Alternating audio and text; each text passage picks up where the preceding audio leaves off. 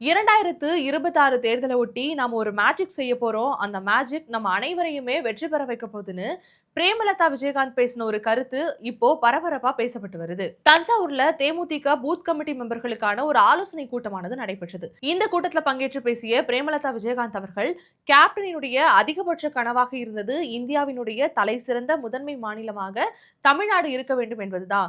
இந்த ஒரு விஷயத்துக்காக 2026 தேர்தல்ல நம்ம எல்லோருமே ஈகோவை விட்டு உழைக்கணும்னு சொல்லியிருந்தாங்க. தொடர்ந்து பேசின அவங்க, கூட்டணியை பத்தி எல்லாம் நான் பாத்துக்கிறேன். நீங்க உங்களுடைய முழு வீச்சோட செயல்படுங்க.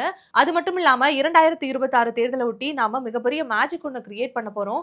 அதுக்கப்புறம் நம்ம நிர்வாகிகள் தான் வெற்றி பெற போறாங்க அப்படிங்கிற ஒரு விஷயத்தையுமே சொல்லியிருந்தாங்க. தொடர்ந்து பேசின அவங்க கிட்ட கூட்டணி குறித்து செய்தியாளர் ஒருவர் கேள்வி கேட்க, கடலூர்ல வருகின்ற ஜனவரி 9ஆம் தேதி மிகப்பெரிய மாநாடு ஒன்று நடைபெற இருக்கு. அந்த மாநாட்டு மேடையில கூட்டணி குறித்த அனைத்து விஷயங்களுமே தெளிவாக சொல்லப்படும் அப்படிங்கிற ஒரு விஷயத்தையுமே சொல்லியிருந்தாங்க.